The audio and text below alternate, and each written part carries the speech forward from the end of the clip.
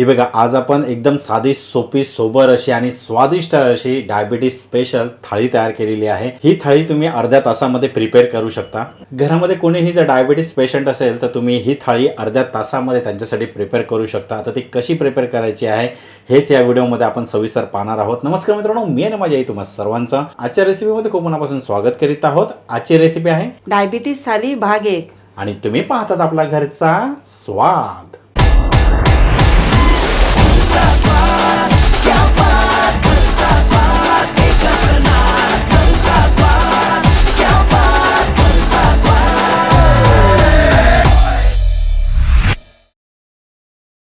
आता सर्वात पहिल्यांदा आपल्याला वाटण तयार करून घ्यायचं आहे।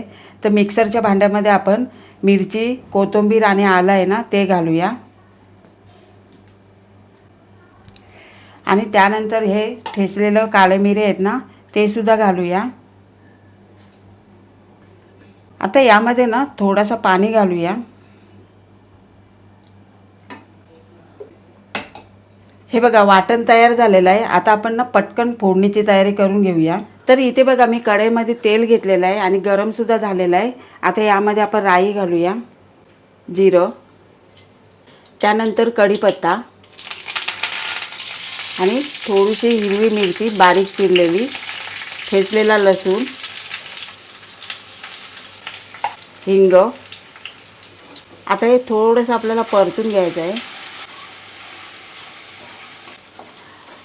आता फोडणी थोडीशी परतून झाल्याच्या नंतर यामध्ये आपण हळद घालूया आणि हे वाटण घेतलेलं आहे वाटून ते घालूया। आता मिक्सरच्या भांड्यामध्ये थोडंसं वाटण राहिलेलं आहे ते सुद्धा काढून घेऊया।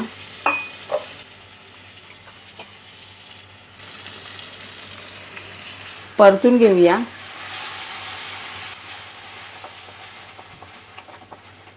आता बघा, हे वाटण आहे ना ते परतून झालेलं आहे बऱ्यापैकी। तर आता हे दुधी आहे ना तो घालूया।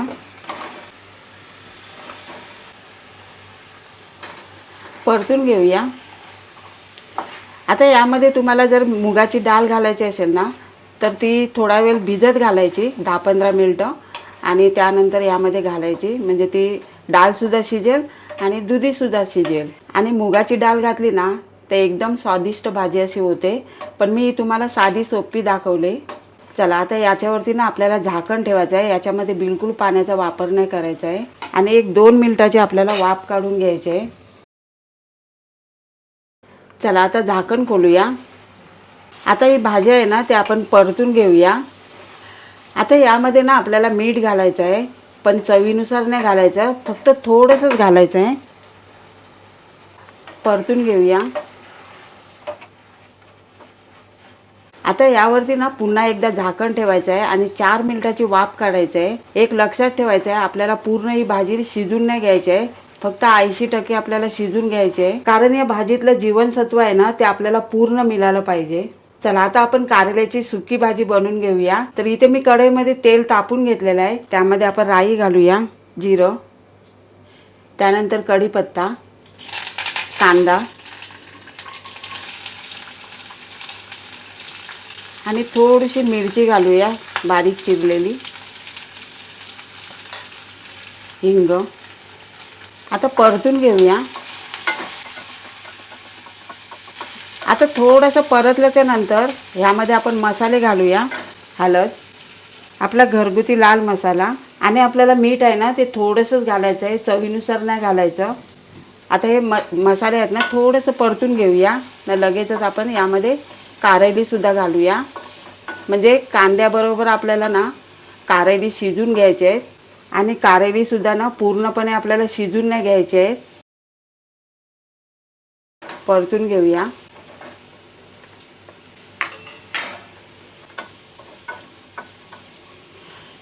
आता परतल्याच्या नंतर यावरती आपण झाकण ठेवूया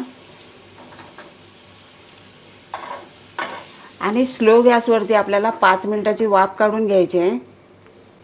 चला, आता आपण झाकण खोलूया। तर ही बघा, आपली दुधीची भाजी आहे ना ती तयार झालेली आहे। आता यावरती ना आपल्याला कोथिंबीर घालायची आहे।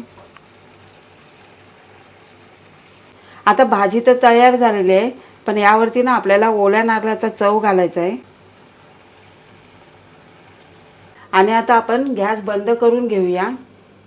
चला आता आपण झाकण खोलूया.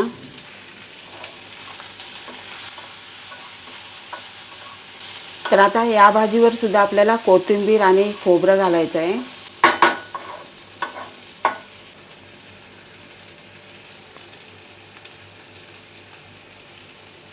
आता ही कारल्याची भाजी आहे ना ती सुद्धा तयार झालेली आहे. गॅस बंद करून घेऊया.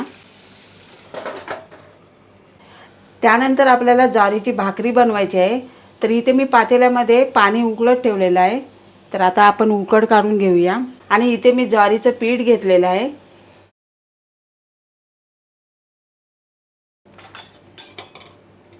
आता हे पीठ आहे ना ते पाण्यामध्ये चांगलं एकजीव करून घेऊया. आता बघा मी अंदाजाने उकड तयार केलेले आहे. जर तुम्हाला प्रमाण पाहिजे असेल ना तर 2 कप पीठ असेल ना तर 1 कप पाणी घ्यायचं आपल्याला. आता हे पीठ झालेलं आहे, आपलं उकड झालेली आहे. आता ही उकड आहे ना ती आपल्याला चांगली मळून घ्यायची आहे. इथे मी पाणी घेतलेलं आहे. पाणी गरम नाही घेतलेलं, थंडच पाणी घेतलेलं आहे आपलं साधं. आणि ह्या पाण्याने आपल्याला पीठ चांगलं मळून घ्यायचं आहे. आता हे पाणी आहे ना ते आपल्याला उकडीमध्ये घालायचं आहे. पण कसं घालायचं, थोडं थोडं घेऊन मळून घ्यायचं आपल्याला.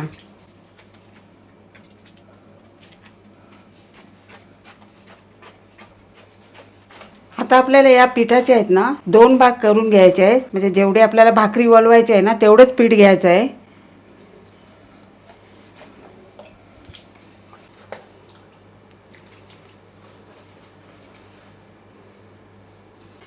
असा पाणी लावला ना कसा गोळा ठेवला कसा दाबून घ्यायचा. त्यानंतर पुन्हा एकदा पाणी लावायचं. आणि तुम्हाला थापून घ्यायचे असेल तर थापून सुद्धा घेऊ शकता.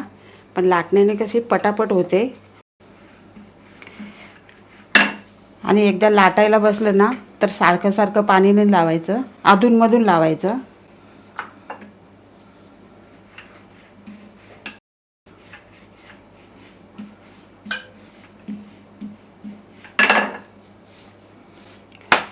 आता ना आपण बोटं लावून घेऊया. तर अशी बोटं लावून घ्यायची. हाताला पाणी घ्यायचं आणि असं काठ आहे ना तसं जवळ करायचा बोटाने. आता बोटाने ना जितकी वाढवायची असेल ना तितकी वाढू शकता. कुठे जाड राहिले असेल ना तर ती पातळ होऊ शकते. तर ही बघा भाकरी वळून तयार झालेली आहे. आता तव्यावर घालायची. ती तव्यावर कशी घालायची तर बोटं लागलेले आहेत ना ते आपल्याला तव्यावर बाजू ठेवायचे आहे. साधारण अर्धा मिनिट झालं ना की हिला पलटून घेऊया.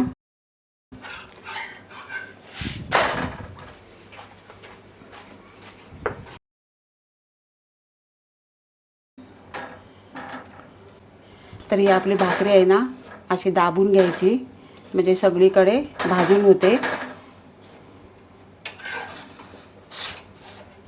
ही बघा थोडीशी राहिली असेल तर अशी शेकून घ्यायची, कच्ची नाही ठेवायची. तर ही बघा आपली भाकरी तयार झालेली आहे. तर ही काढून घेते.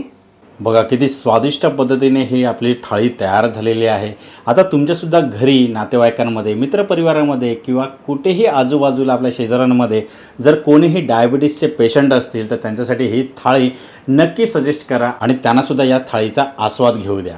आता इथे बघा मी थालीमध्ये ना दुधीची सुकी भाजी केलेली आहे, कारल्याची पण सुकी भाजी केलेली आहे, कांदा, कोशिंबीरसाठी काकडी आणि त्यानंतर मी इथे ज्वारीच्या भाकऱ्या केलेल्या आहेत. आणि ही संपूर्ण थाली आहे ना ती डायबिटीस रुग्णांसाठी खूप गुणकारी आहे. तर मित्रांनो तुम्हाला आजच्या रेसिपीचा हा व्हिडिओ आवडला असेल तर व्हिडिओला लाईक करायचा, शेअर करायचा आणि जर तुम्ही आपल्या चॅनलवरती नवीन असाल तर चॅनलला सबस्क्राईब करा आणि बेल आयकॉन प्रेस करायला मात्र विसरू नका. चला अशीच एक स्वादिष्ट आणि चमचमीत रेसिपी घेऊन पुढच्या येत्या व्हिडिओमध्ये आपण लवकरच भेटणार आहोत. वेळ काढून आजच्या रेसिपीचा हा व्हिडिओ पाहिल्याबद्दल थँक्यू.